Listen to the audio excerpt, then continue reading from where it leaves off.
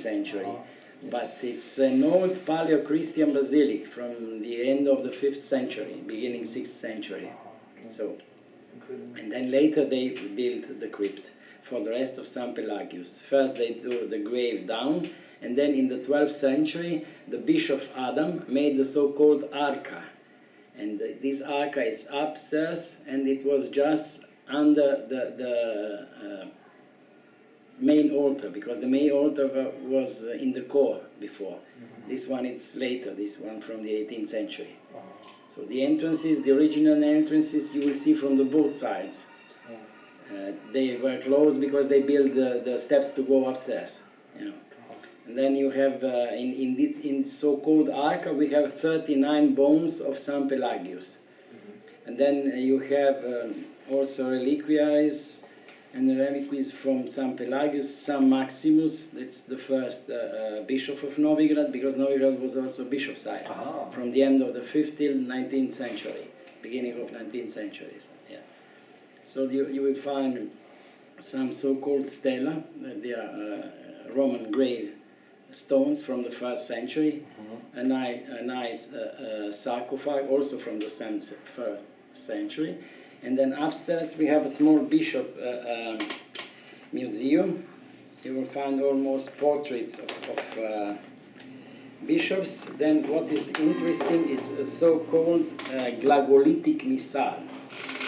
It's a mass book written in the old Slav, Croat... Glagolica. Glagolica, yeah. Znasz to? Yeah. He knows all of No, but he have heard from the Glagolica, I know. Because you will see the book. It's written in Glagolica, and then it's in Latin vocabulary. It's written how do you read it, and if you are from Poland.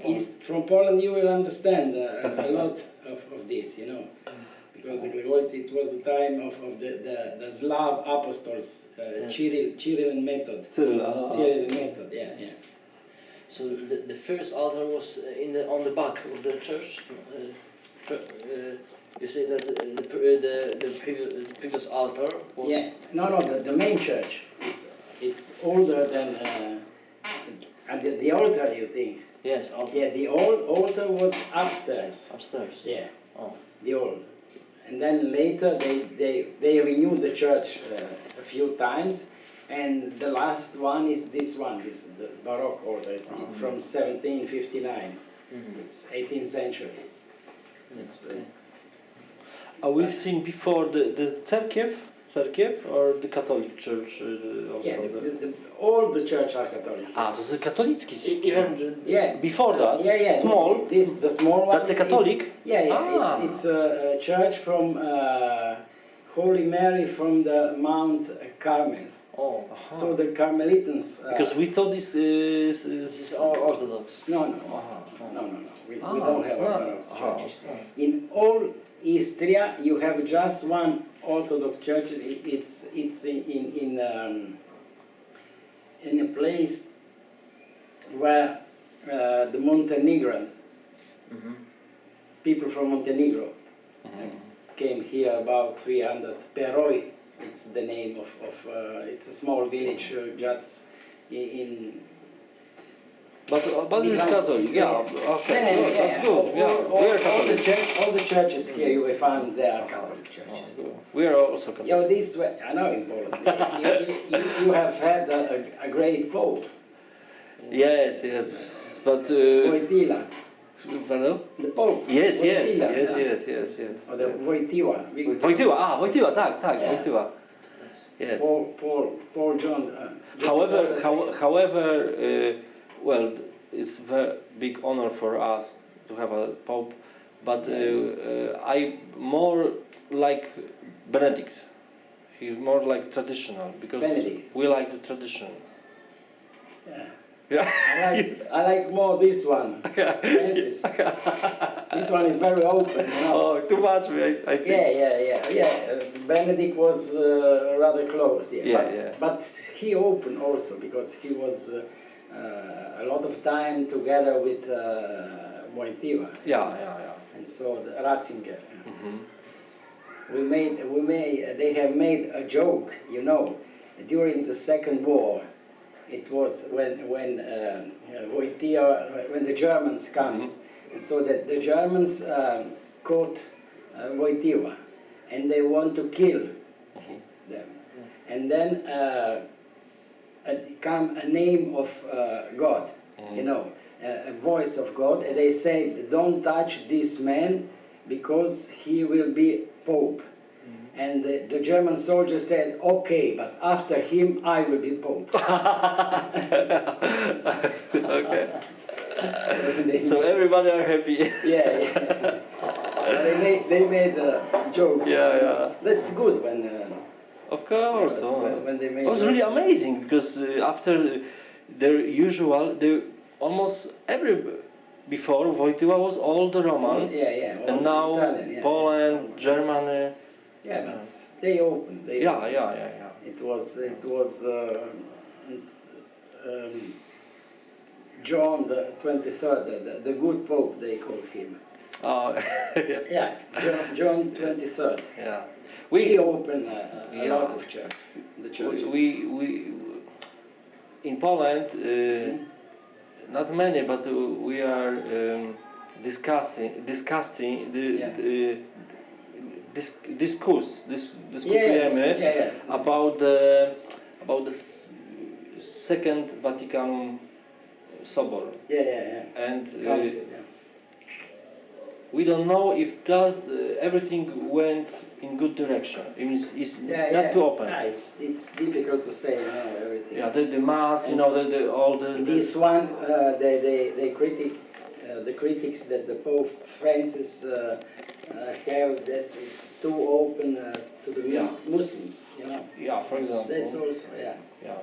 And that's not now, but in 50 years, we will have more Muslims than Catholics in Europe. That's a colonization without of course, without war, without fight, you know. But that's the question about the Second Council. Yeah, because they open. Of the course, church, they open to everyone. People wants to. You know, I'm not talking about most usual people. Has to have